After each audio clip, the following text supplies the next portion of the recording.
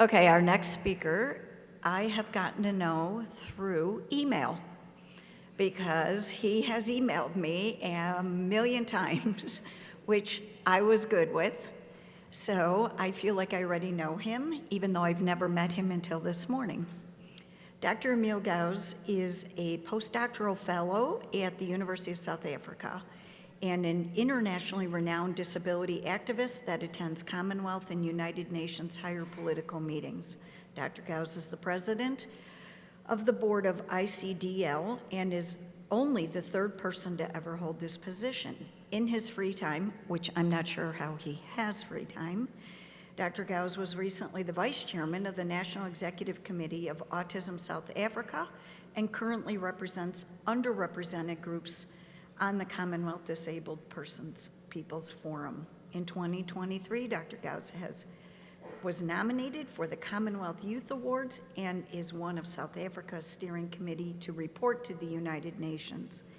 He has contributed to various international articles and research papers on neurodiversity, including a published article in Forbes magazine, Japan. He is married to the beautiful autistic lady named Sammy, who is also an autism self-advocate. Together, they do advocacy on relationships and being married as an autistic couple.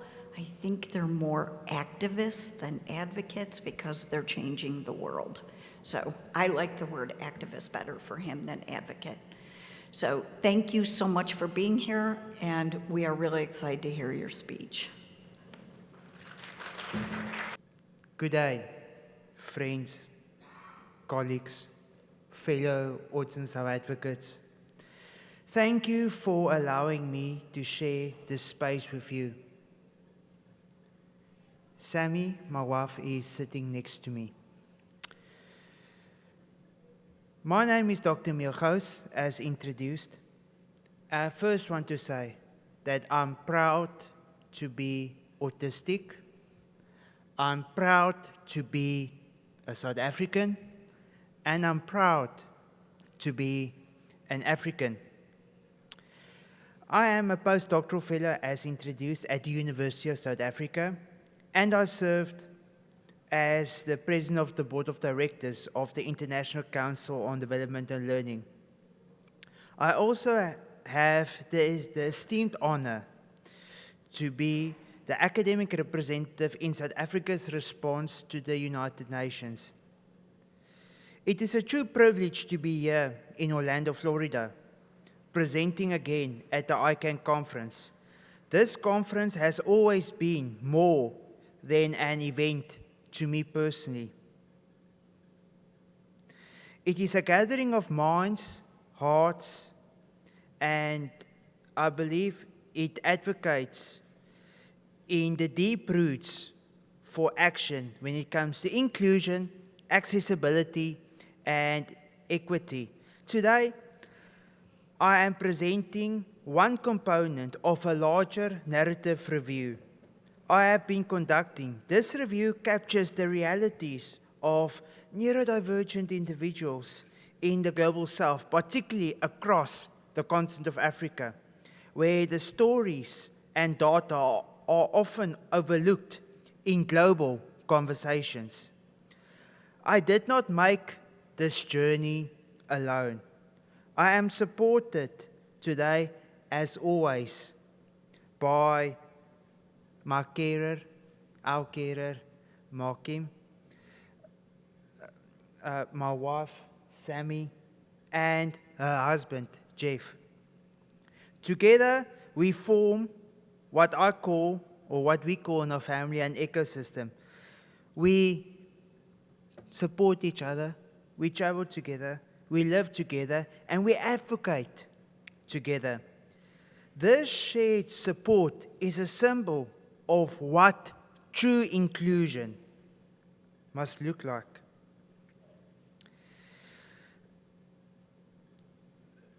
Interdependence, care, and also understanding, reasonable accommodation, and true respect. And this leads me to our core principle: leave no one behind. In everything we discuss today, let this be our compass, because when we exclude even one voice, we weaken the entire movement for advocacy as well as justice. My own advocacy began as a self-advocate that's autistic, but our mission, combined with Markim's, Sammy's, is all about extending beyond ourselves.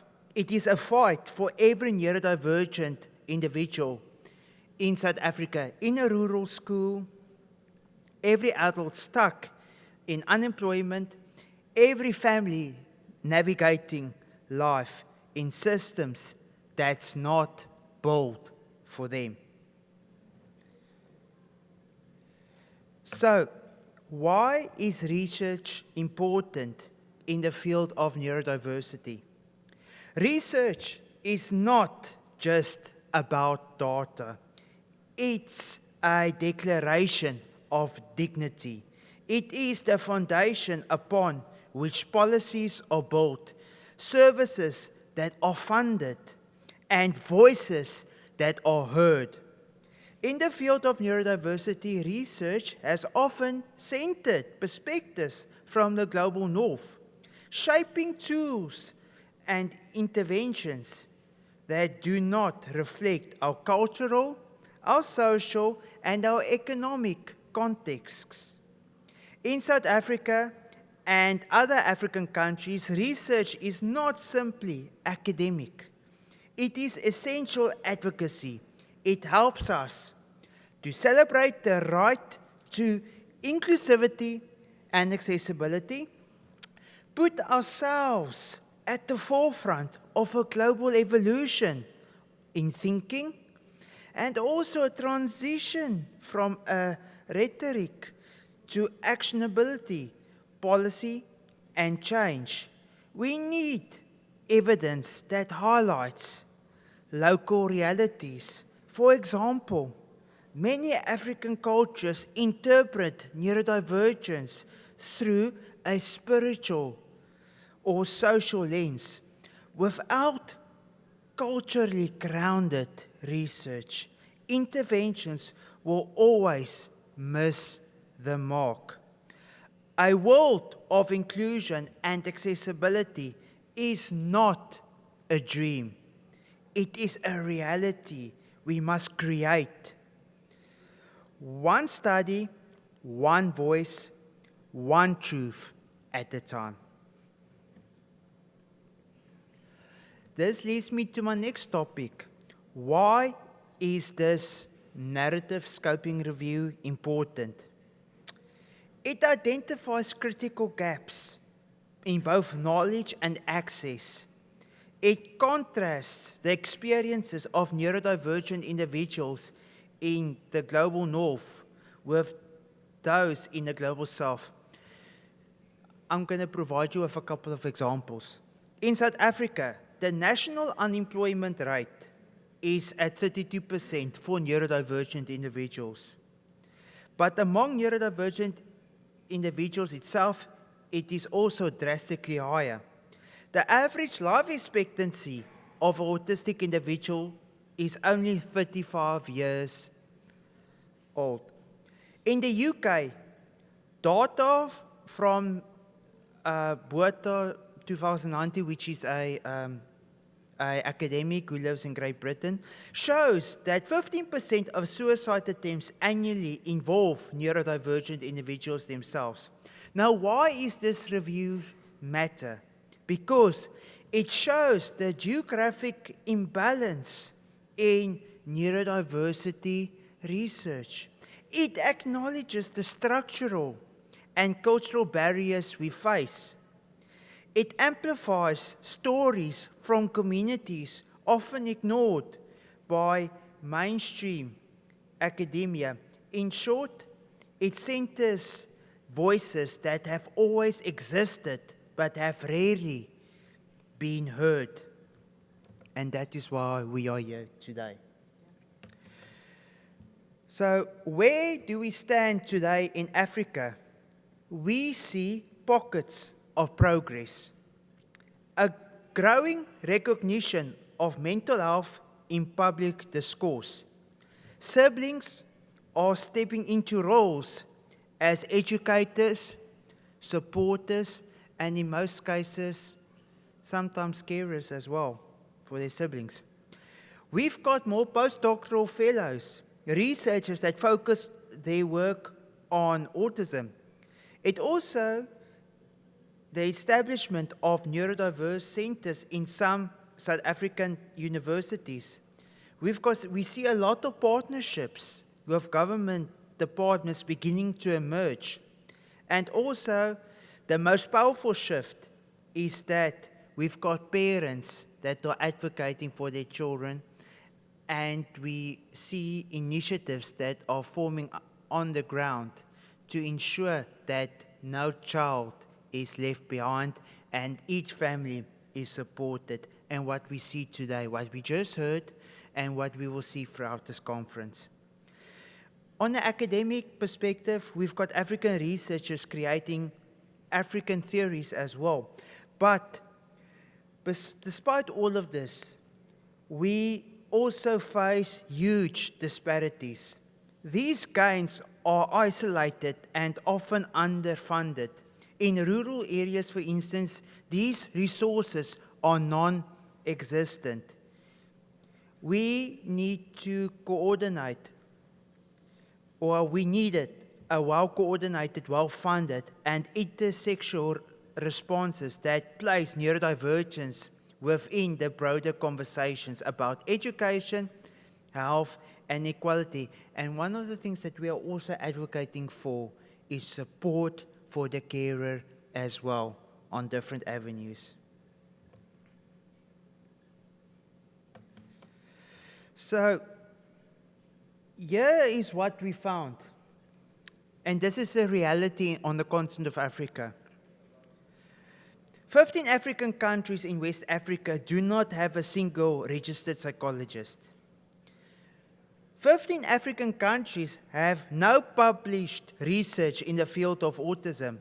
In East Africa, particularly Kenya, up to 40% of university students are from neighboring countries due to a lack of local access. In countries like Rwanda and Uganda, 80% of families are exposed to filicide as well. If you consider the lifetime cost of supporting one autistic individual can extend to 3.2 million USD. In South Africa, many parents can barely afford food, let alone therapy. Public transport is inaccessible. Assistive technologies are important and unaffordable. Special education placements are limited and are often isolated. These statistics that I'm providing you are not abstract. They are human lives, and they paint a picture of systematic neglect and isolation. Now let's go to the worldwide statistics. Globally, we see similar patterns of exclusion. A 2020 report from the International Disability Alliance found that the global unemployment rate of autistic individuals is at 80%. In Australia, it is at 70%. And in the United States, it ranged between 70 and 80% despite the commitments under the United Nations Convention on the Rights of Persons with Disabilities. This tells us the problem is not geography. It is not culture. Wherever we are all around the world, the autism spectrum stays the same. But what makes the difference is the fact that we have got different cultures and traditions that influence our way of living as well as the way we function on a daily basis. The problem is exclusion. It is the failure of systems that is designed without us. if even wealthy nations with established disability rights laws cannot ensure inclusion, what chance do countries like South Africa and other African countries have without global support and solidarity? It's a reality. It's something that we need to look into. And this ties everything in. When you look particularly at, we must confront the lasting damage of this medical view of disability. And of course, all of us who is in this field for years, we understand this model says that this medical view that individuals that are neurodivergent must be treated or cured. We must be made to appear as normal as possible, to fit into a particular box. And if we cannot be cured, we should be segregated, institutionalized, or hidden in our homes. This mindset strips us from agency, humanity, as well as our identity. It refuses to accept people as they are.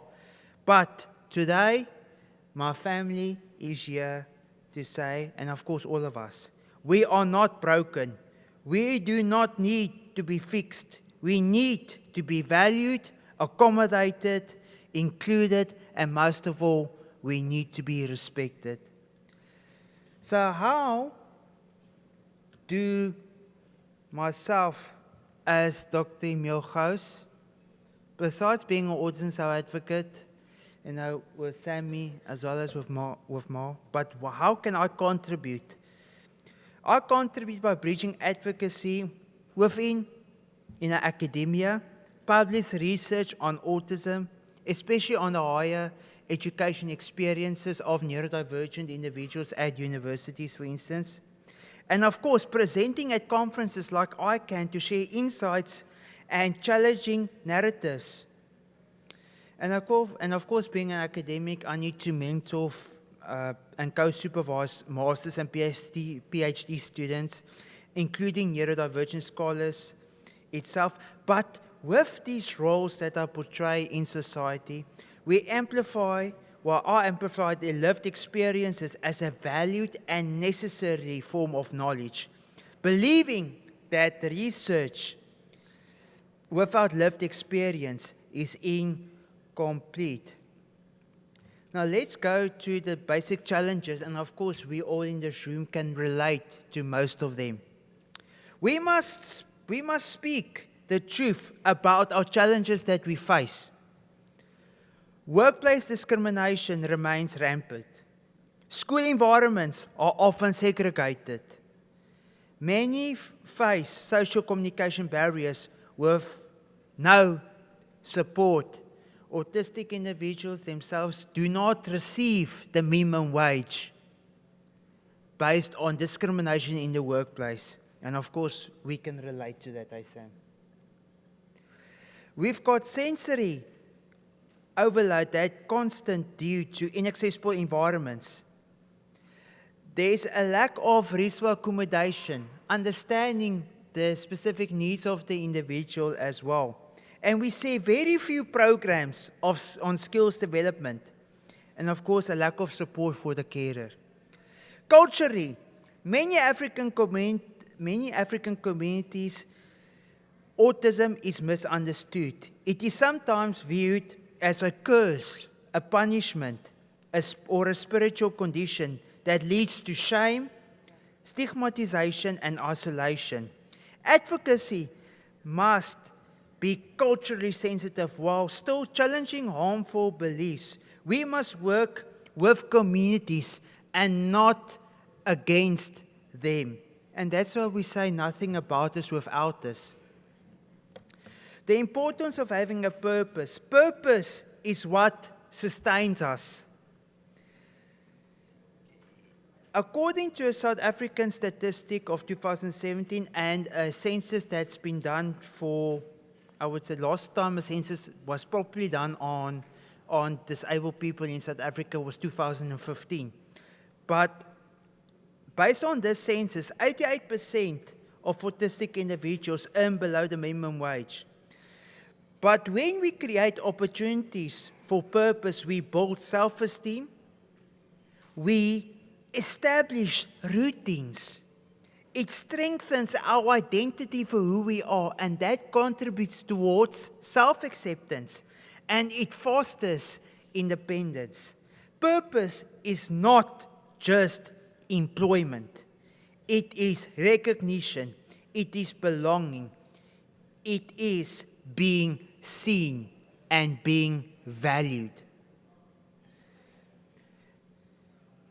And we do advocacy on our social media platform called the Special Need Cafe on Facebook. This is myself, Mars, as well as Sammy's platform where we do advocacy as well. And of course, you know, we are on Facebook and you can join us. It's Special Need Cafe. That is where we do advocacy. And of course, you can also email me as well and follow us on LinkedIn. You know, you can also follow Kimix, which is our carer. And we, yeah, like I said, the platform is where we share resources and where we also share point of views.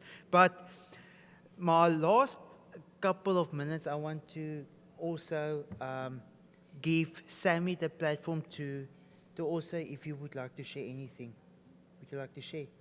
So Sammy is autistic, dyslexic, and I'm going to ask you a couple of questions. And of course, being a semi-verbal autistic dyslexic, I necessarily provide her with the response accommodation so that she can also be included and valued as well.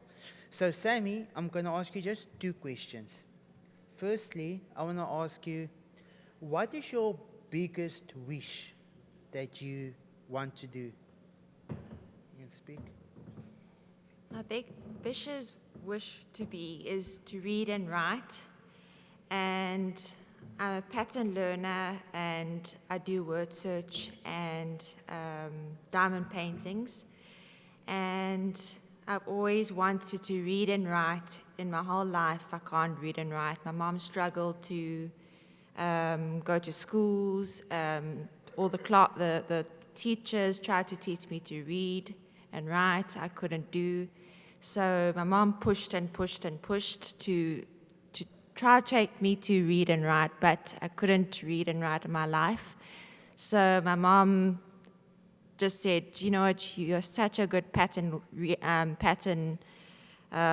things, so you just do patterns. So that's what I do. I just do patterns for my life. Okay, yeah. That was well done. It was actually more than I expected. But we've got, okay, I'm going to ask you one more question. Is how do you feel when people where people exclude you, where people do not include you in things? How do you feel? Teachers didn't excuse me at the classrooms because it kicked me out the classroom and told me you can't read, you can't write in the classroom, and just sit me in the corner in the wall in the classroom outside. And my mom said to me, go in the office, and I phone our mom and I say, I want to go home. And my mom did homeschool for me, and my mom was just amazing. Okay, and thank you very much. Yeah, thank you. Okay, let's go down there and we'll take the picture on Hannah's too.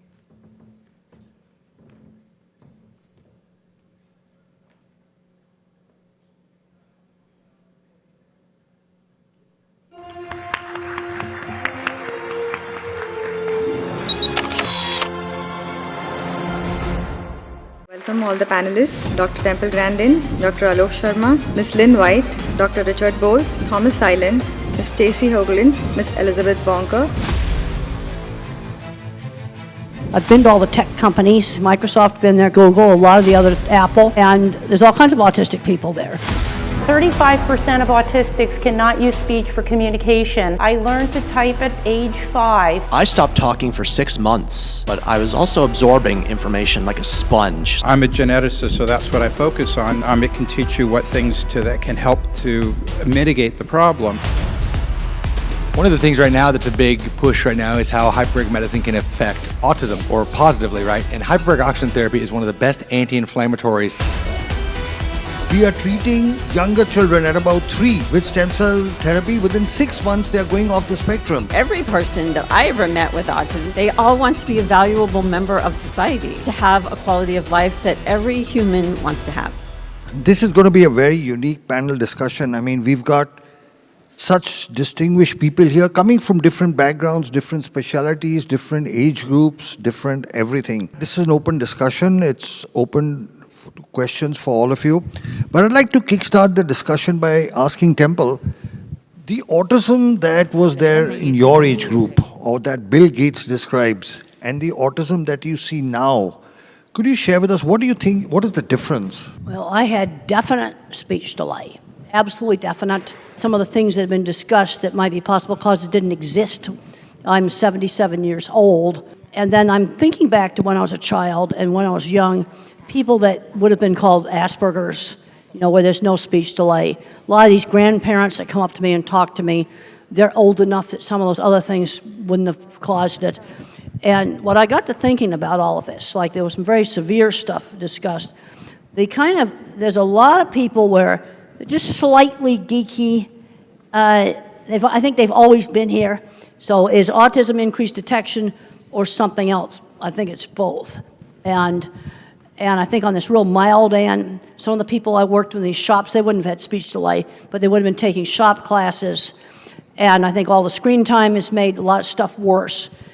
But then you get into remains nonverbal. That's very severe. Regression at age 13.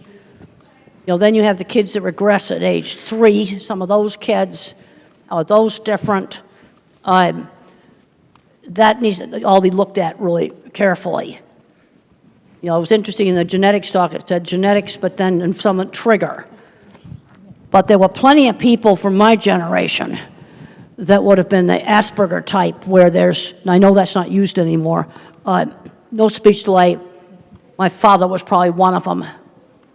He also had allergies, and then we both have eczema and skin rashes. I have Meniere's disease that I managed to get into remission. That's autoimmune. I think we need to separate it out, the Asperger type from much more severe, where there's a lot of other things wrong with them. And now I do know in my generation there's always been kids that were just labeled mentally retarded. Yeah, now those have always been around too.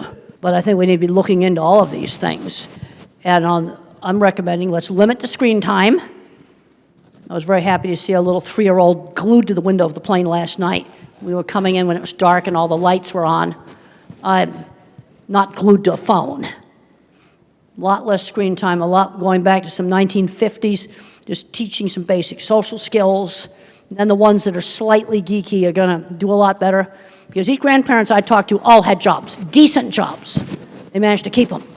But where it helped was with relationships, getting a diagnosis. And it probably would have helped my father. I'm almost positive he was on the spectrum. No speech delay. That's maybe a very different thing than some of this much more severe stuff.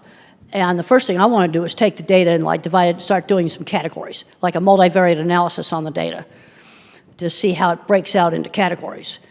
And there's just all the discussion about Kennedy. Well, we both might be right. You see, on one part of the spectrum, I think it may be just increased detection, but some of this more severe stuff, some of these other factors may be involved. If I may. Oh, and I'm what I like to call a zennial. I have Generation X's work ethic and millennials' tech savviness. I was born during the Star Wars years, like late 1983. I just aged myself there. But I also see some of the development of how autism has appeared over the years. For instance, when I was first diagnosed, or even before I was diagnosed, I stopped talking for 6 months when I was about 2 years old. but I was also absorbing information like a sponge. So when I finally spoke again, I was ready to wring that sponge out. I could read, write, spell, rearrange magnetized letters on the refrigerator into words. I would rewind Sesame Street over and over again, my favorite parts of movies. We've really come a long way since thinking that Dustin Hoffman and Rain Man is the definition of autism, or at least that's what they had to work with back then. You didn't need to have an intellectual disability, mental retardation, whatever you want to call it. In the mid-90s, that was when diagnostic criteria changed, and I was officially diagnosed then with mild autism. Yes, the term Asperger's syndrome was thrown out there, but my formal diagnosis was mild autism. Back in the 80s, you had to have speech delay to be autistic. 6 months of non-speaking, that was considered a speech delay. So I fit the bill, more or less officially, but it was also really an eye-opener. So that explains why I rewind videos, why I do what I do. So having knowledge of that diagnosis, understanding how it came to be, and what I'm going to do about it. This is the hand I've been dealt. I don't want to change in the sense that if you were to say there's a cure for autism, you want it? I'm saying no, because I am who I am, and I wouldn't be who I am without autism. And like I said, belief in yourself. In your own time and space. Well, so this is an open discussion. Anybody can jump in. So, Taita, do you want to talk about some of your work? Sure, I'm happy to. So just to give you a quick overview, as you kind of probably heard from me, I'm a pediatrician. I have cerebral palsy, was born a 28-weeker. 18 surgeries later, here I sit by the grace of God as a pediatrician and a hyperbaric medicine physician. But one of the things that I do, I run a facility all across the United States and abroad doing hyperbaric medicine for special needs individuals, for both children and adults. I've treated all indications for hyperbaric oxygen therapy, the 17 that are approved in the US, and over 65 internationally. One of the things right now that's a big push right now is how hyperbaric medicine can affect autism, or positively, right? And hyperbaric oxygen therapy is one of the best anti-inflammatories out there available, better than prednisones, better than anything else like that. The big key, before I go into a little bit more, I'll take 2 minutes, it's important to note that correct type of hyperbaric chamber is necessary, right? As the president of the American College of Hyperbaric Medicine and a key opinion leader in that space, it's making sure that we don't have a lot of these soft shells and the misunderstanding of how to use hyperbaric medicine safely and effectively. But the bottom line is it does work because you're mobilizing stem cells through nitric oxide pathways, and you're able to see when you use hyperbaric oxygen therapy, it addresses... Are you saying the soft shells don't work? I'm saying that a lot of them aren't as effective. Yes, ma'am. I think that there's a safety effort there. They're not covered by the FDA. People don't have the right training. They work in terms of some depth, but I think that there's a larger breadth there that has to be, make sure you're doing it effectively and correctly, right? So we see this a lot. But you'll see a lot of anti-inflammatory processes and stem cell mobilization where you have actually an 8 to 12 times increase of your stem cells, and that's why these kids are improving. And when you combine them with some of Dr. Alok and other stem cell programs, you can see dramatic improvements. And so we're seeing the same kind of testimonies that you are showing in your presentation, Dr. Lowe, new speech, ability to pick up new language. It's incredible results. Is your work published? Do you have scientific papers showing the results? There's well over 250 published papers, both in India and across the United States. There's actually, apart from that, there are over, just in autism, there's over 200 published papers in terms of showing the anti-inflammatory effects and how hyperbaric medicine can mitigate and improve autism and its effects. Richard, would you like to jump in? Genetics versus environment. It's not versus, it's always both. The genetics is who is at risk. I mean, let's face it, no one has perfect genetics, and no one has a perfect environment. But some children are being affected and other children are not, even though they're in the same, very similar environment. The difference is genetic risk. But even if you have the genetic risk, does not necessarily mean that you're going to get it. You have to have a permissive environment as well. So it's 1 plus 1. You have to have both of them. I think that a lot of people are focusing on environment And that's great, because that's something you can do something about, but not that many people focus on the genetics. I'm a geneticist, so that's what I focus on, not that it's more important, but I think it's equally important.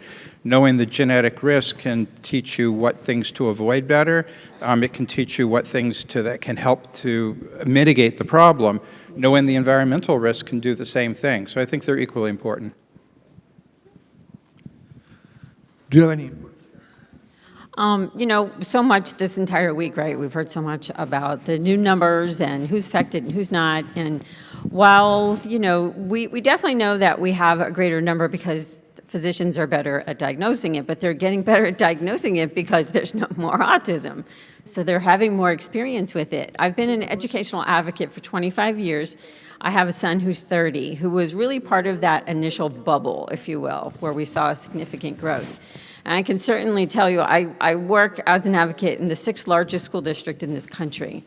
And the numbers of students who are in special education programs, not the kids we would have missed before, have grown so exponentially that the systems have not kept up with the numbers. And the children who are really getting what they need, whether it is through medical intervention, educational intervention, looking at housing and opportunities for employment, they're generally the kids whose parents remain the most active. Because there are ways out there to be able to access the supports, but there's no silver platter. So it's really good that you guys are here because you're getting a bit of the silver platter here, but you really have to learn more as much as you can, because you know the services, even if somebody comes up with some like where it's from, if you will, we're still going to need to advocate for treatment, for housing, for job opportunities, for better education. So the needs to advocate is not going to decrease. If anything, it could actually increase.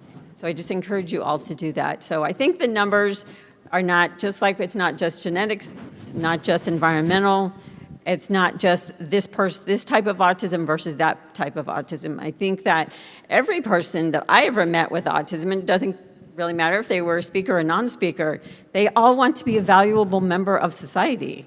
Have a job if that's what they choose, or to volunteer, but to have a quality of life that every human wants to have. Lynn, do you want to? I agree with everything you said, and I think one of the things that we have to do is, if we do start getting to the bottom of some of this, so to speak, is we cannot forget those who really still need us. There are way too many out there that are not getting what they need, and what I'm the most concerned about is if they come up tomorrow and say, these are the 3 things, so we're going to turn the numbers back around. Our children are here. These children are here. We have parents here who have come up to us and said, my child is 4 years old, help. Okay? We can't forget them. They're here. And I think everything she said is right. I don't work in the school system, she does, but I will tell you what I do know from on the homeschooling side, because I've been a long-term homeschooling activist, is there are a lot of parents who homeschool their children because they're frantic. It's not because they're, oh, I'm going to be a homeschool parent. It's, I don't know what else to do. And until we accept that we have to do more, I'm all about finding the solutions, but that's above my pay grade. I'm just trying to help the people that need the help. And in that vein, I failed finishing an Ironman twice before I succeeded the 3rd time. And for those of you that don't know what an Ironman is, it's 2.4 miles of swimming, 112 miles of biking, and 26.2 miles of running, all in under 17 hours. And I thought I could do it in Texas, but humidity, heat, headwinds, hills, they took me down like Superman to kryptonite. I attempted it again in Des Moines, Iowa. Got the same or similar conditions. Also, I didn't have the right equipment. I realized I really had to invest not just in money like a new watch and better bike, but also putting in the time. And I too do not use functioning labels. I feel when you call someone low functioning, you discount or dismiss their strengths and capabilities. When you call someone high functioning, you discount or dismiss their needs or struggles. So in my book, functioning labels, whether you put them on yourself or you put them on others, that's the F word. Don't use it. Temple, I'm asking you, yeah. Okay. Hypothetically, let's say RKF Jr. approached you to give advice on what the government needs to do, one, to maybe reduce the incidence of autism, and second, how to manage. What advice would you give the government?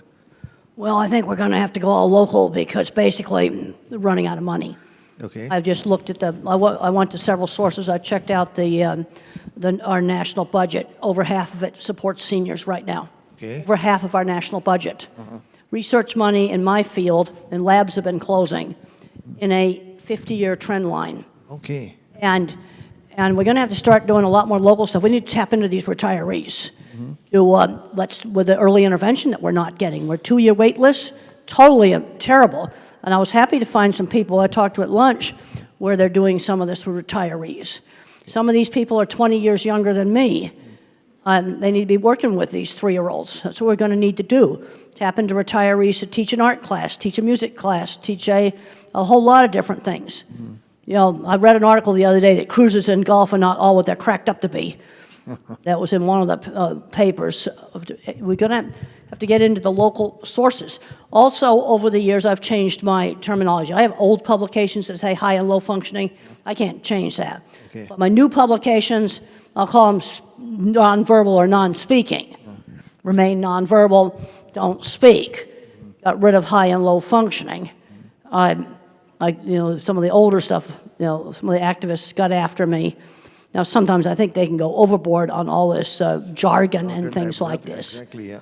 Because I just like to figure out really practical things. Okay, like the really nice lady right here, just tell them, I like to give you an example of the kind of problem solving that I like to do. And when she was alone, she feels really scared because she's helpless. And I said, well, let's find a way for you to call somebody on a phone. Well, it has to be auditory. So we're going to just teach Siri that is one person, is another person, and then you just call on the speakerphone. You don't have to buy expensive stuff. I think that could be done with existing equipment. That's a simple thing to do.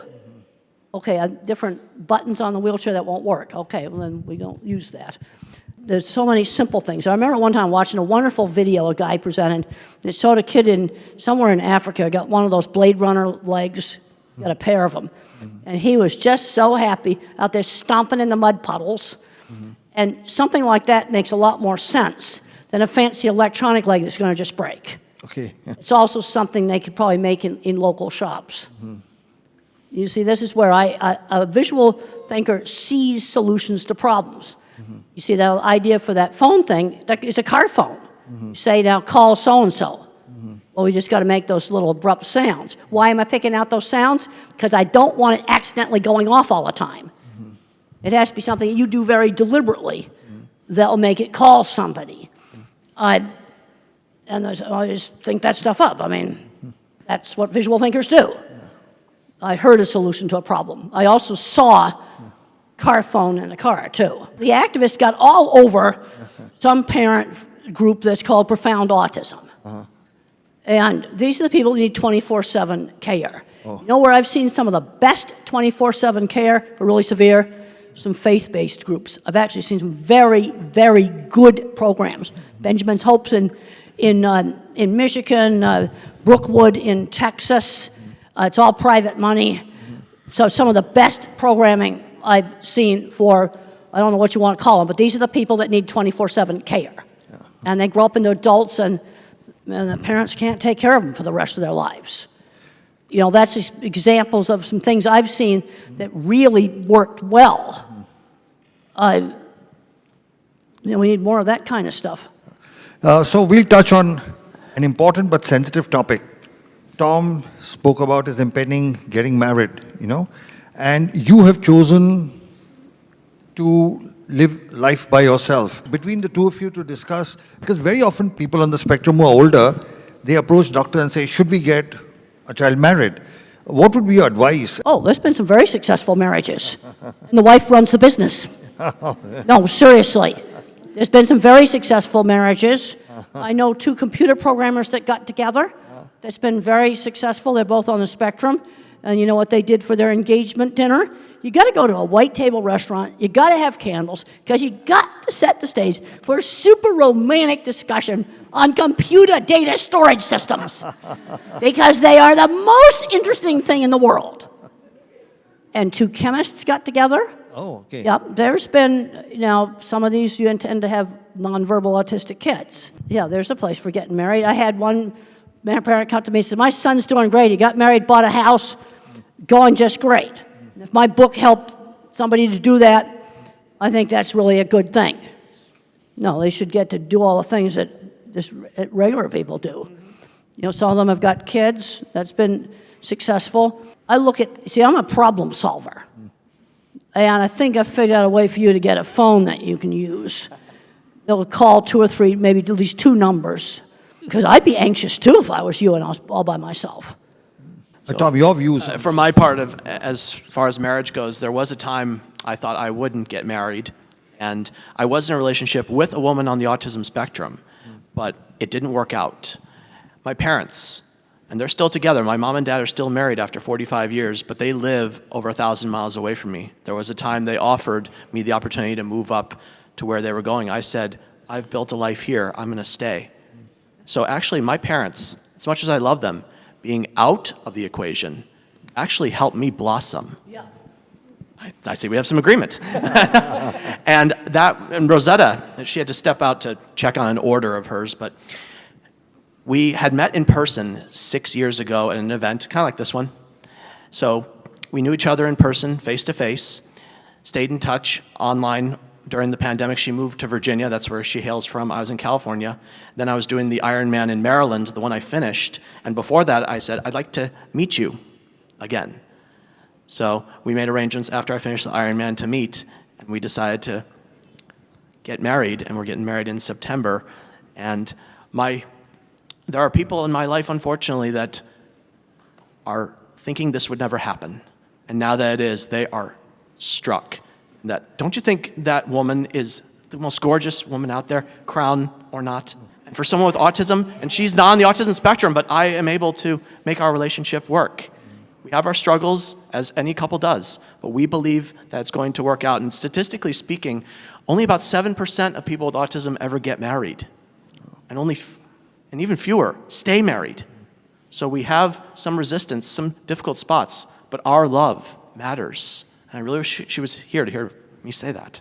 I would like to add, although that's very good, because as a pediatrician and as a person with a disability myself, I have a wife, 3 kids. One, we also adopted a special needs daughter who has Netherton syndrome from wound care side. We won't get into all that. But the point is, I'm sure you guys are familiar with the term ableism, right? A lot of times a neurotypical individual is going to say, well, back in the old days, I wanted to go to the movies. Well, we didn't want to invite Tyler because he couldn't walk up into the stairs, right? So they were trying to save my feelings because they didn't want me to fall down the stairs, for example, when really I just wanted to be invited to the movies, let's say.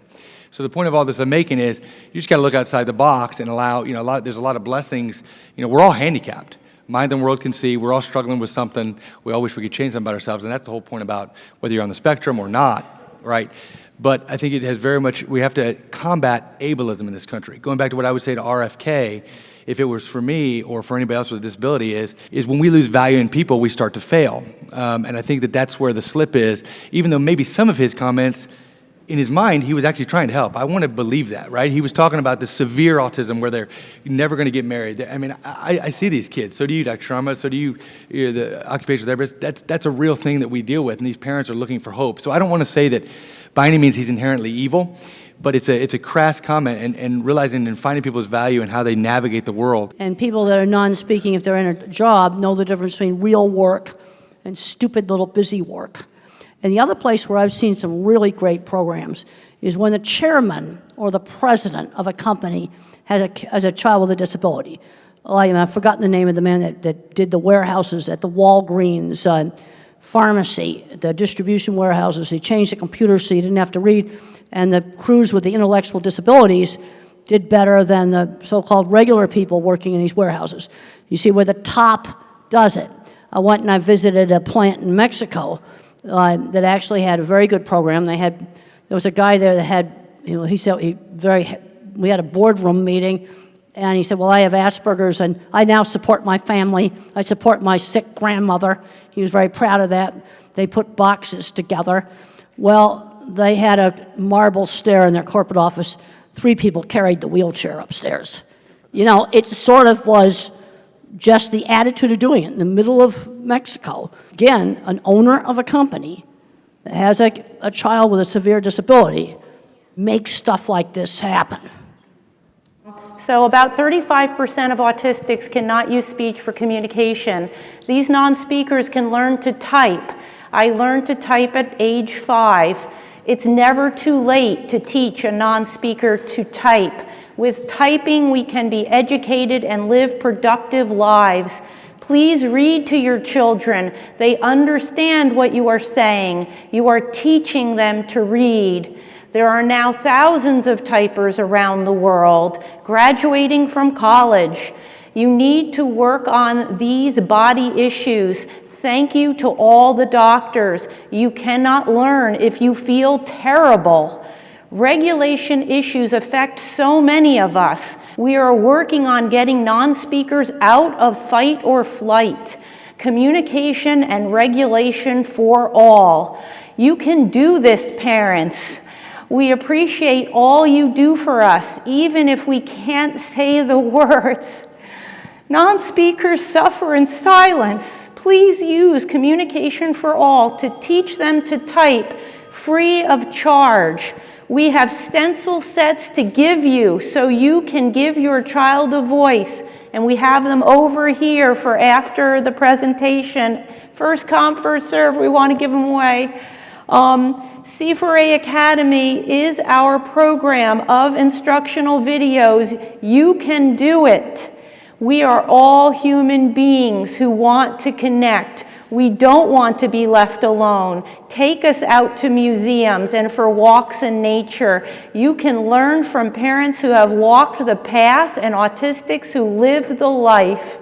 Non-speakers have a motor disorder, not a cognitive one.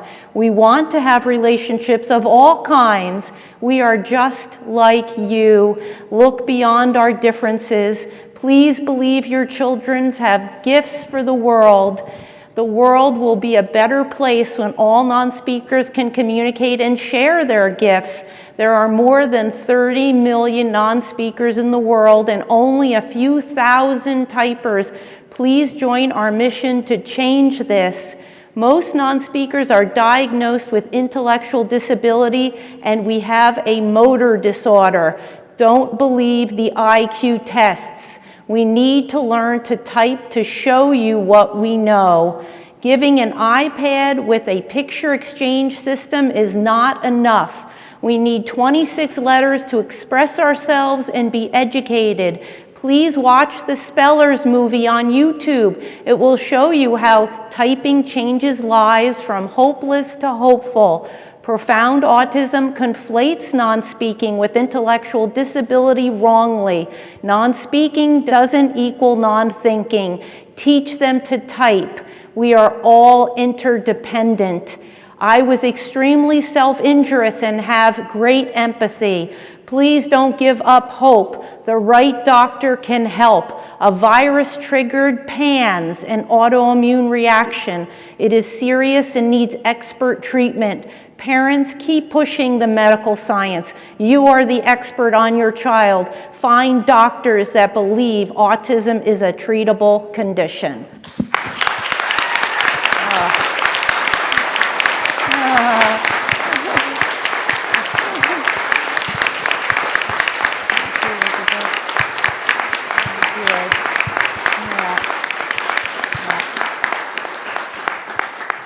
This question is for Dr. Bolts. This is about the supplements that you had shared earlier. Is there a protocol to wean off the clients or patients who are using them, or is it more like a lifelong usage of these items? I think that depends on why the supplements are started in the first place. If they're started because you want to improve your concentration and focus a bit, and then you do it on your own or go to an environment in which that's not necessary, then you can decrease it.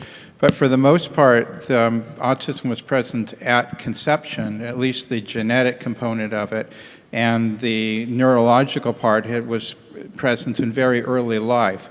and most people continue the supplements for a long time.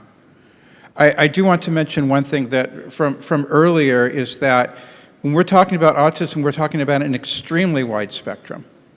And on one side, you have the billionaires, and obviously they are employed and they are getting married, and they are thinking of themselves as neuro-unique and not disabled, and that's very, very valid, and they are actually offering a tremendous amount for society. And on the other end of the spectrum, as a pediatrician, I see people that have very severe intellectual disability, who have abilities of a 3-year-old when they're intellectually while they're an adult. Maybe they can't even walk very well, maybe they have seizures, maybe they have serious problems as well. And those are also with autism. And those people are not going to get married and are not going to be employed. And then there's everything in between.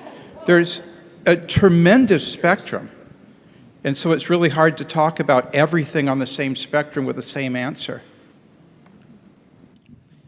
I can't stress enough how much people underestimate the autism population. Yep.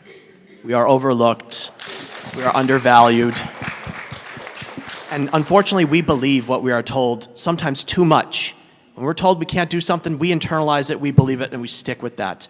It took a lot of me to get out of my own way and realize I don't have to listen to the haters. I'm going to do more with my life, and look where I'm going.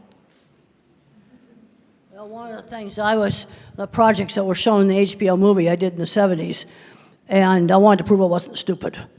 That was a huge motivation for me, as a lot of people, since I couldn't do higher math, thought I was absolutely stupid and I wouldn't be able to do anything. And then I discovered these other people out there that owned machine shops, couldn't do higher math either, and were on the autism spectrum, and they had really good businesses and 20 patents. That made my day when I discovered them. How would you respond to people with autism or their family members who participate in self-isolation because of the maybe fear of judgment of going into the community, and what you would say maybe to inspire them to go into the community more and participate in the community more? Well, Mother always had me out in the community, and she had a very good sense of how she could stretch me and the things that I'd be capable of doing. Like, for example, when we went to my grandmother's house for Sunday dinner, for my exercise, I was allowed to play Beat the Elevator, and I could run up 5 flights of stairs before the elevator got there, and that kind of run the energy out of me. Another thing they did is I only had to sit at the family table for 20 minutes. Then I could ask to be excused, but if dessert wasn't served, I didn't get any. So if I wanted dessert, I had to stay. You see, she always put some choice in there, but she had a very good sense of how much to stretch me, and she realized that big, noisy crowds were sometimes a problem, but I'm concerned that some moms just totally overprotect. They can't let go to let their kid do the most innocent things, like while you're pumping gas in the car, have the kid run in and buy some milk at the store. And I had one mom says, I don't have the guts to do that. You see, this is where the moms just can't let go at all, and they're doing everything for the child, and the kid's not learning anything. And I have a book called The Loving Push, and that was aimed at, getting these moms to get them out gradually doing things. You see, I've seen huge problems with everything being done for them, and they're not learning any skills. And we had a rule that it had to be on the list. So as soon as I knew how to write, I'd put things on the list, and I would help with grocery shopping. I'd go and get things on the list, put them in the basket. I was learning that at a very young age. Yes, and you do Walmart, for example, that's one of our big stores, when it's not so busy.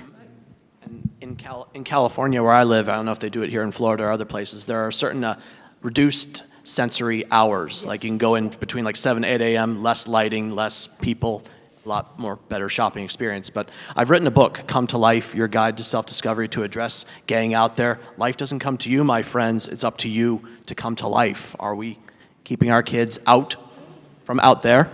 And also in addressing the naysayers, the people that might be holding us back in a sense. That's in my book, My Glass is Full. And these are available for sale. is in neuro needs. I mean, we have some people with autism that work for us, and they are in positions in which their abilities are perfect for their job. They are better than a neurotypical person at that job, because we know that they can do that, and we know autism. We just need to get the word out that these people have certain abilities that allow them to do things better than other people, that it's not charity, that employers will want to hire them, and they'll want to give them a good wage. We think that, I mean, this is what Dr. Grandin was talking about, is the way of fixing things in pictures and everything, is that they have abilities that other people don't have. We just need to get that word out. We wouldn't have any computers without all the people in the tech industry. And I've given talks there, and half those programmers are on the spectrum. Yeah, I've been to those companies. I've sat in their fancy restaurant, watched all the nerds come in. We need the skills. See, that's the thing. At one end of the spectrum, and you've got Steve Jobs and Bill Gates. Bill Gates is official now. He's on the spectrum. And he's had a very successful business. Another thing, both me and Bill Gates were taught that you give back. That was something we were both taught. I have put 23 graduate students through school paying for their masters and their PhDs. That's what I've done with the book money and speaking engagement money. And Bill Gates said you get huge amounts of money going into healthcare. We were both brought up in an era where you give back, which it's been really eye-opening for me to read his book, because so much of how we were brought up was very, very similar. Thank you so much for all of your work that you do. And I need to emphasize that profound autism is real. Work is being done right now to put it in the DSM so that we can have a specific name for the people that will require lifetime support. And as much as, of course, we want our kids to continue to grow and to thrive and to be as independent as possible, it's very important to recognize that for some people, they are not going to be independent. And the best thing that we can do is continue to support them, have trained caregivers, because one day we're not going to be here anymore, and our kids are still going to need care. And the system is very broken for them. And it's hard. Autism is not always awesome for everyone. It's hard. And, you know, when you see kids that are beating, or adults that are beating their heads and they've lost their eyesight because they're banging their head on the wall, I mean, these are real things that they're dealing with. And so it's a big spectrum. When we adopted our kiddo that's special needs, the developmental doctor, the first thing that he told us to do was watch your movie, Dr. Grandin. And it was amazing for us. And it was very eye-opening. And the encouragement was there for him, and we are still encouraging our kiddo. But he's almost 20 years old, and he still can't use the bathroom by himself, not completely independent. He can't brush his teeth by himself, and that's a goal that he worked on the entire time that he was in school. So we have to recognize that, you know, he's not going to get married. He's not going to be able to live the same life that my other kids can live. He's not going to be able to drive a car. But any improvement that he can make towards being independent, we're going to continue to push him. I mean, he's still in therapy. He just got on a horse 2 weeks ago. We were shocked about that. We never thought he would get on the horse. We thought he's going to go and brush the hair of the horse and just be there. But no, he did. And so that improvement that he made, I mean, we're thrilled, and we're going to continue to do that. But we also have to prepare him and his brothers and sisters that, you know, he's going to need care after we're gone.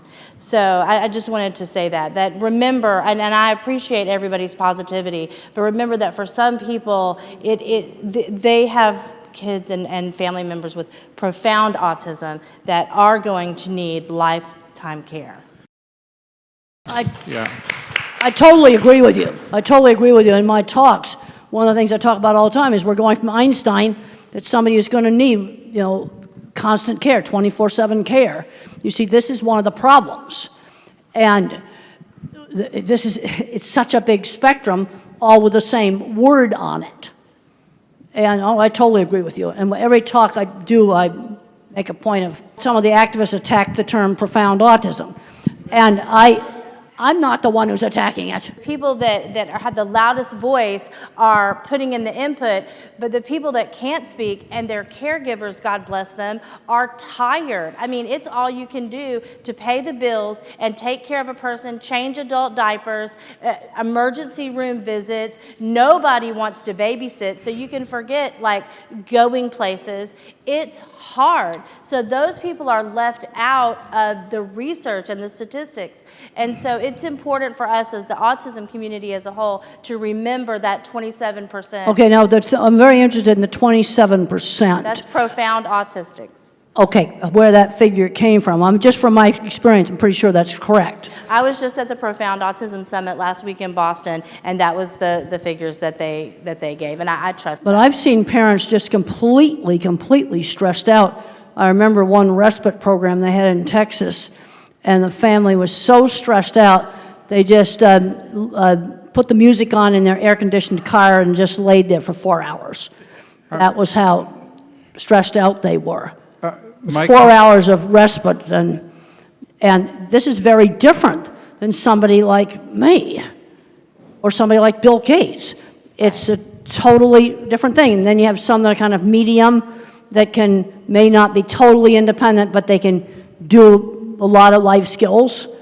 It's such a big spectrum. I really believe that what we need is more people that care, more people that don't have autism, that care, like teenagers and, like you said, seniors, that can help parents, that are trained, that there just needs to be more compassion in our society, and I feel like that should be a part of the message that the autism community is putting out there. Well, the other problem we got was certain advocacy, the autism community, they attacked me, they've called me ableist, they've called me bad things.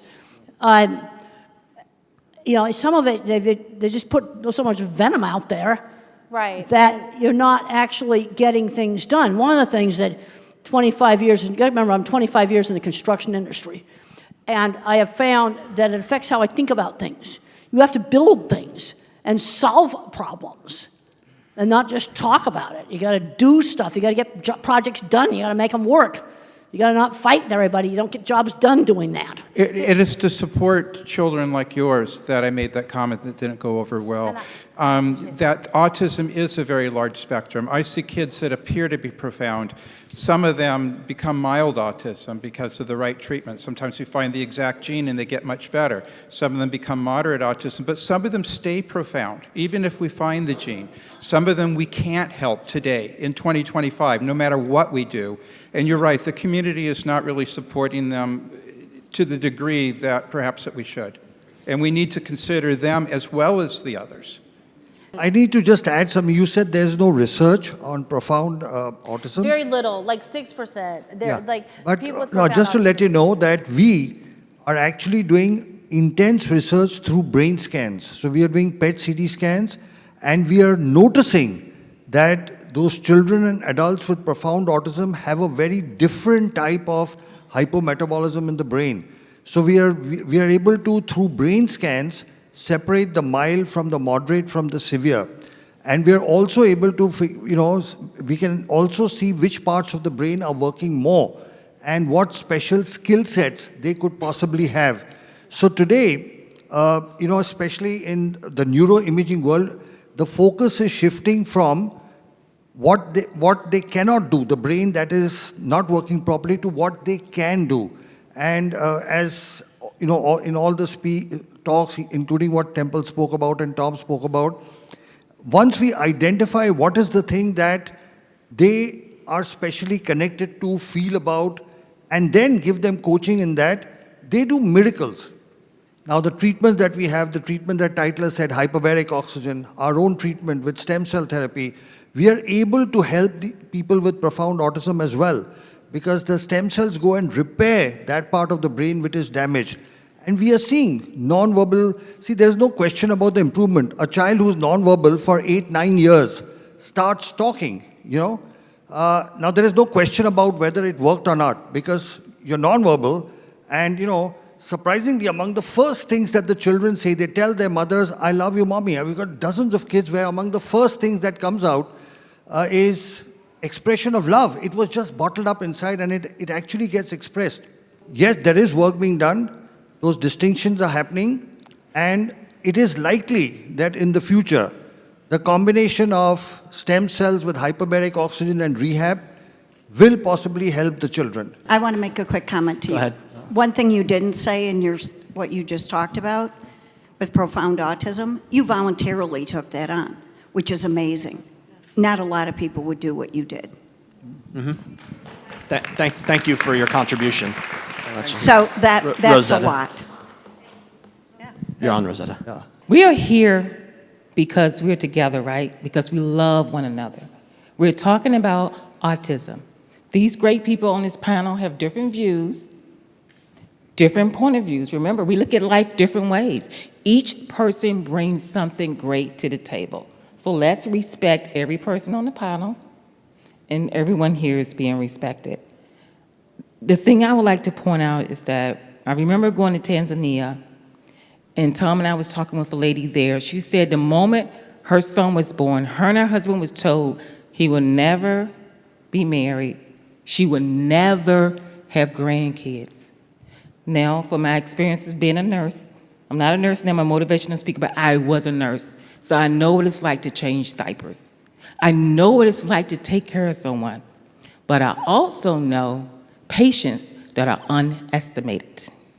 So it's very important, no matter what you're told about your child or your loved one, never set the bar so low that you keep it there, that you miss something great about your loved ones. I love you all. Thank you for your time. So 2 days ago, we went to our neurologist, and we were trying to understand, is there a way of defining physically in the brain autism? And she said no. She provided certain suggestions, and we felt so bad that we didn't tell her that 2 weeks before we have had stem cell treatment in India. So there's such a bad perception in the US, unfortunately. And one of the things that she said is there's no research. In our minds, like, Dr. Sharma has all the research in the world. Specifically, she pointed out to Duke University. Duke University is the one that has done the most studies in the US, but they only do stem cell treatments for kids with cancer. So my suggestion and pledge, Dr. Sharma, how can we let the world about your research? And I know you have it. You are open to give it to anyone who wants that. What can we do, us here, to help the world know about the success of your treatment? Whether it's leaders, politicians, regulators, they finally listen to people. You're the real voice. You are what is real. You know, all of us, some of us, have professions, some of us have a conflict of interest, some of us have particular preferences or beliefs, but parents have one and only one thing in their mind, the well-being of their children. Is there anything else that you can even think of? Nothing. So your voice is the voice that will be heard. And when you speak it loud enough and repeat it enough, there will be a change. Change comes about when people like you speak out. Because, we believe our own clinical experience is showing us that when we are treating younger children at about 3 with stem cell therapy, within 6 months they are going off the spectrum. The older the child, the longer it takes. And it is my hope and dream that one day this becomes a standard of care. The moment it is diagnosed, especially kids who are profound, will need it. There are children who will not need it. There are a whole lot of children who are mild, who adapt and who get along with life very well. But not everyone. There will be what she's talking about, the profound kids who need help. There's something called a hole in the heart. Kids with Down syndrome have a hole in the heart. If you have a hole in the heart, you fix it. The cardiac surgeon will go and do something and fix it. So if there is severe and profound damage, it needs to be fixed. And what we are seeing is that once you fix that, whether it's hyperbaric oxygen, whether it's micronutrients, whether it's the supplements that he was talking about, whether it's the stem cell I talk about, whether it's the rehab he talks about, in my lecture I said it all works together. So your voice is the voice that will be heard. Anybody else, any questions? I have one question. I'm watching with the gentleman behind me who is telling about that. Even my neurologist did not believe when we started the stem cell therapy for my son.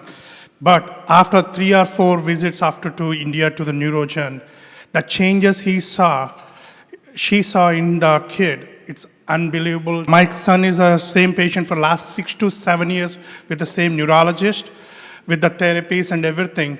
The development, what she saw after stem cell therapy is totally different. We could able to make understand the neurologist, but the school system did not understanding us actually. Some of my friends, when they go to this kind of a different kind of a therapy out of the book, which is not profound in very popular in the USA, they're not even going to tell in their schools actually. They're telling that we're going to vacation for 5 days, 6 days. We did the same thing. We went to the school and said like, my kid got help. If somebody needs help, you call my number, I'll tell them the same thing.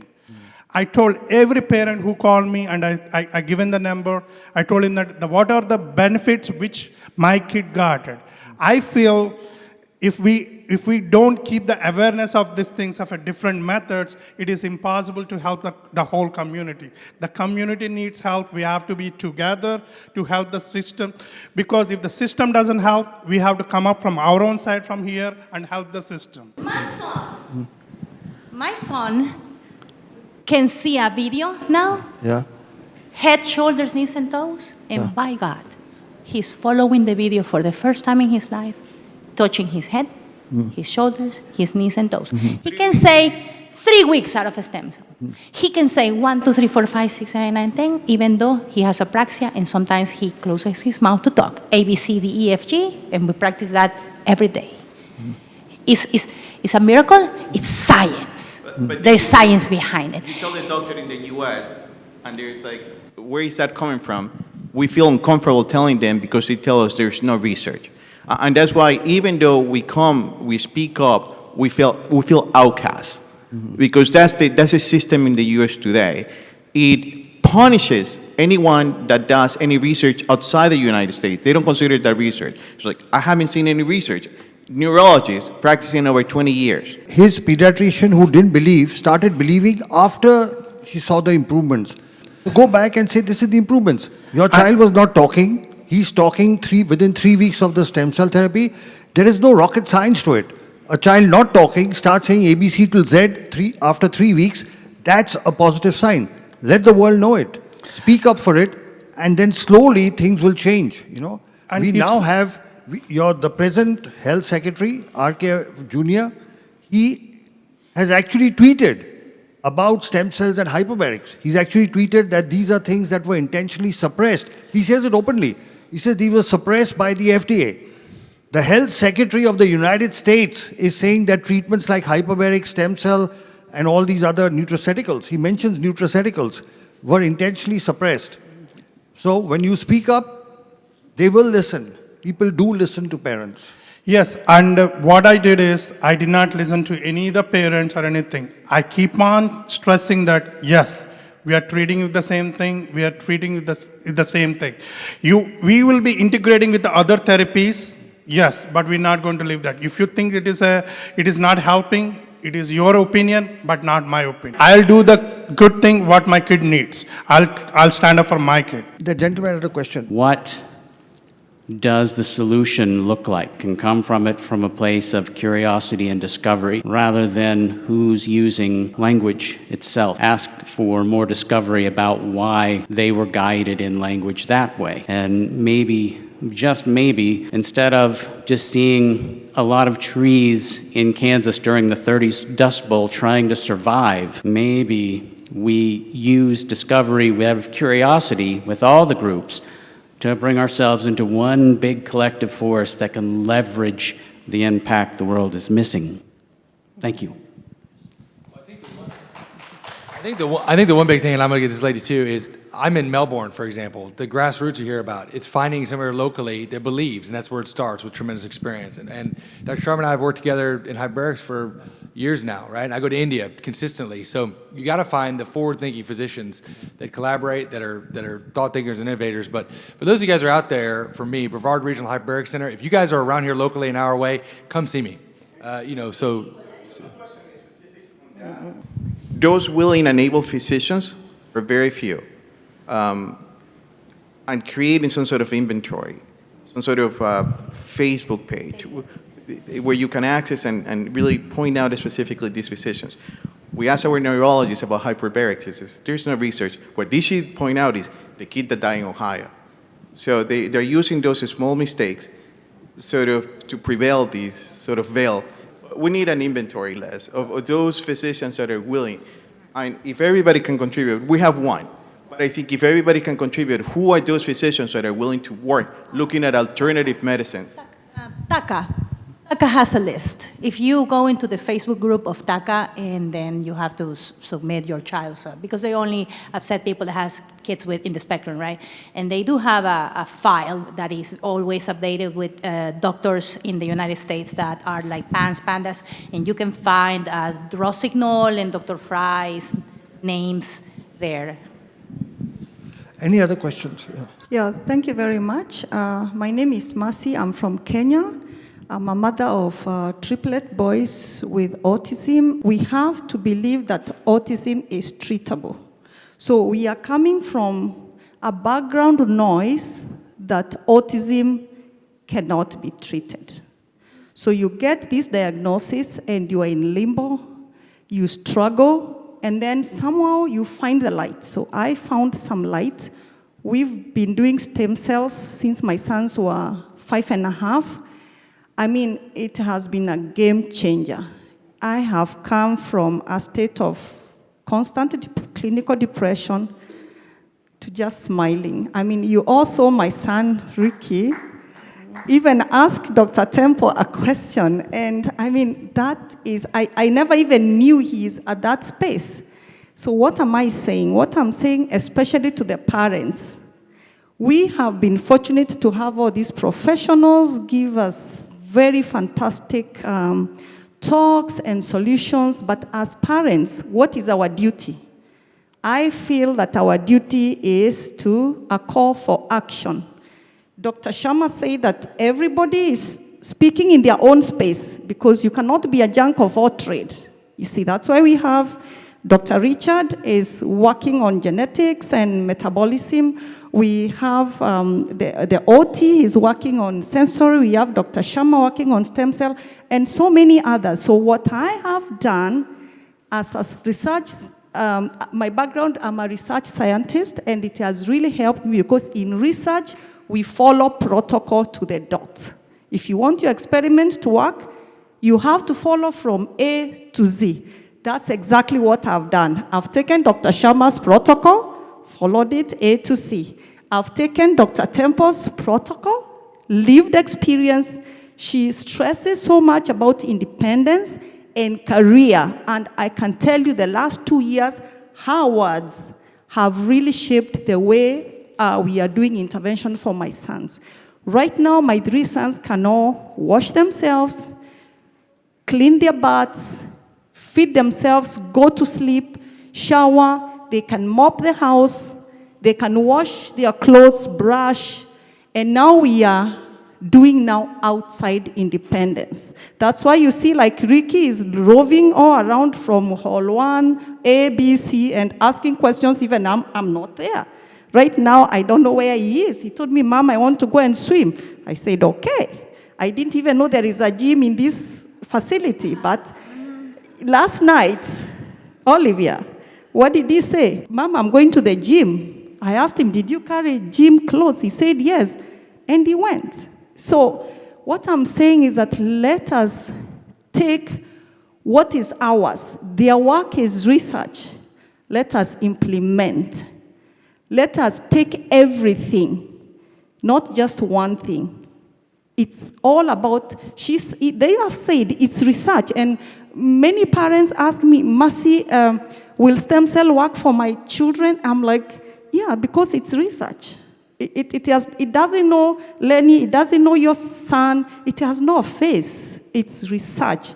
Just follow the protocol. You know that stem cell cannot work on its own. Work on the diet, metabolism, work on multidisciplinary neurorehabilitation, and definitely be patient. For us, it's been a journey of 8 years. Those who were in Sylvie's talk yesterday morning, they saw my son riding a bicycle, participating in a charity event to raise funds for a school of special needs, And he was actually riding in a crowded highway.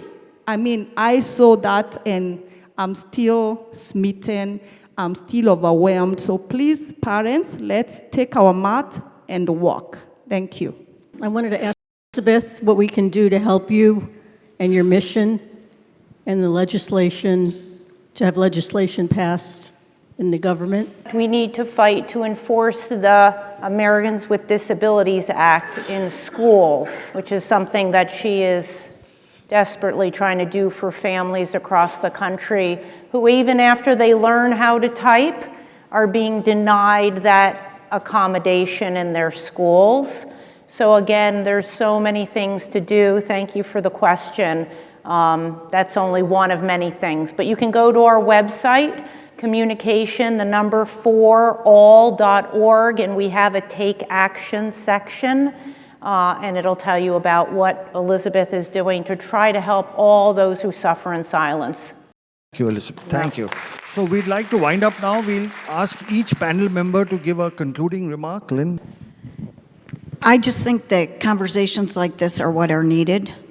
We all look at it differently, and that's what makes it right. Because if we all agree with each other all the time, the world would be a very boring place. Mm-hmm. And we each have our different needs that don't make anybody less or anybody more. We just all need to work together. And I want to say this. Meeting Elizabeth was my highlight.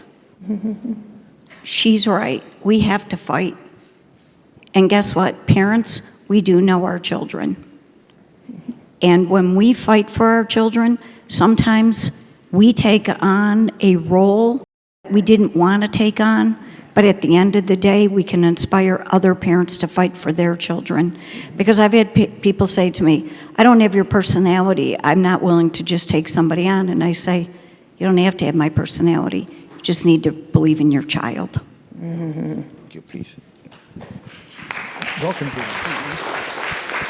Yeah, well, I mean, I think Elizabeth kind of says it all up there. But just to go to what you guys were saying, just real quick for a minute, when my son was little, we got very quickly, as soon as he got diagnosed, we got into looking at bio treatments. And we did the gluten and casein-free diet. And when I took him back, because I don't know, I guess I had this thought in my head, because they keep wanting you to come back, like they're going to say something different. And so I took him back like the next year to that same neurologist. And he's like, wow, what are you doing? He looks pretty good. Like, what's happening? And I was like, well, I have him on this diet. And he's making all this tremendous progress. The doctor said to me, the neurologist, it was a neurologist, a pediatric neurologist. He said, shooting darts in the dark. And I said, hand me the dart. And so, you know, you take people's as much information as you can. You talk to people who have, who are experts in the field, and then you make the best decision you can for your family. Some of us physicians, like myself, have been around for a while, and we've been treating autism successfully for 30 years, and you're right, the institutions still don't believe that it works. I'm trying to publish as much as I can. It's a drop in the bucket for what we need. A lot of people are doing the same. The parents need to fight. Hopefully we have an administration now that is listening. At least now they are. Maybe they'll make a difference. With autism increasing so incredibly rapidly, this is going to become a societal suicide mission if we don't immediately get off the tracks and do something about it now and take care of all the kids along the way. Thank you. No one tells your story better than you do. And too many of us are struggling to tell it. But when you find your voice and use it, that's when your life transforms for the better and other people's lives transform for the better. So go out there and do what needs to be done. Some of us have more work to do than others. We have come a long way, but we have a very long way to go. And I'm not much of a gardener, but I think every one of us is like a flower, and we might bloom later in life. Certain circumstances promote or stop our growth. Find the place where you can not only survive, but thrive. That's why I finished my first in Maryland. No heat, no humidity, no headwinds, no hills. I did it. You can find the place you can survive and thrive too. Go get it. Final thoughts?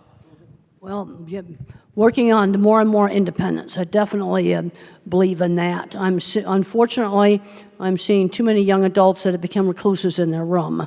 That's something I was never allowed to do.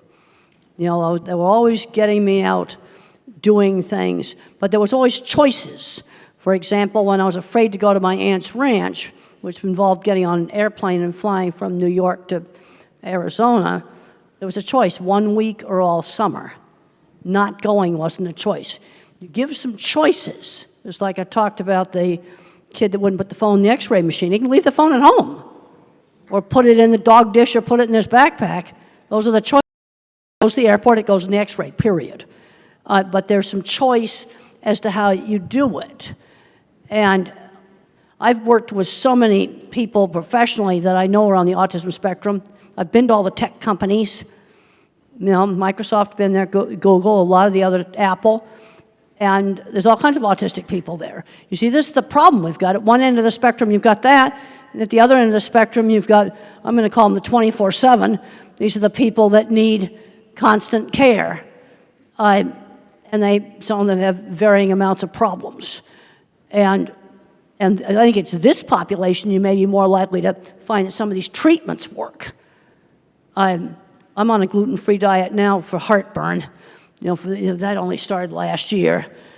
But we've got to go out and just see what we can do, because I'm seeing too many people of my type going nowhere. Way too many, because they're not learning life skills. And they're not learning work skills. Well, I'll echo what she said. You only handicap yourself by choice, right? That's it. We're here as a physician that's devoted my life to doing this as well. We're here, and I think you just have to find your village. You guys know that, but at least locally, if I could be an asset to you an hour way around, let us know. And you're looking at a panel that believes the same thing. It's not pseudoscience. It is grounded in science. We're just forward way thinking and combining it all. As Dr. Sharma said, it's a multifactorial approach. And when you do that, combining all these different modalities, you can see dramatic miracles in your kids' lives. And every study that you look at with hyperbaric oxygen therapy, stem cells, no matter what, just like in my own life, it all showed improvement in quality of life. And is that now all we're all looking for? That's exactly it. So find your doctors, find the people that believe in you, and go get it. So thank you. I'd like to thank all of you for being a wonderful audience. We want you to know that as parents of children on the spectrum, you, for those of us professionals here, are our inspiration, our motivation. You are the wind below our wings that keeps us doing what we are doing, because very often the work we do is in the face of stiff opposition and resistance. But what you need to know is all of us in our own way, okay, whatever aspect of medicine we practice, rehabilitation we practice, will continue to do the best that we can to ensure that all the, whether they are children or adults on the spectrum, are able to be the best of what they are. We are able to bring out the best potential within them. The work that we are doing with stem cells, and we've treated over 6,000 children with autism, a total of 15,000 patients, including cerebral palsy. We have over 100 publications. So the research is there. It's just a matter of time as more and more, like your children start improving and start speaking, as more and more people get to know, this will be available everywhere. The truth, real science, real treatments cannot be hidden and suppressed forever. It will come out. And it is my belief that it's a combination of comprehensive rehab, micronutrient supplementation, rehabilitation, hyperbaric oxygen, and the stem cell that we do, and all the advice that Temple has given. If you listen to Temple, I suggest you watch her movies, you watch her podcast. She gives you very simple advice. That one advice, talk slowly, results in tremendous speech improvements. That's simple advice. So sometimes it's a very simple advice. It's not something high-tech that brings about the best results. So I want to thank all the panel. Thank you for the wonderful discussion. Thank you for being here. And thank you very much. I thank Dolly, thank you for arranging everything. Lynn, thank you for being the co-host of the conference. You two guys have done a great job. Thank you.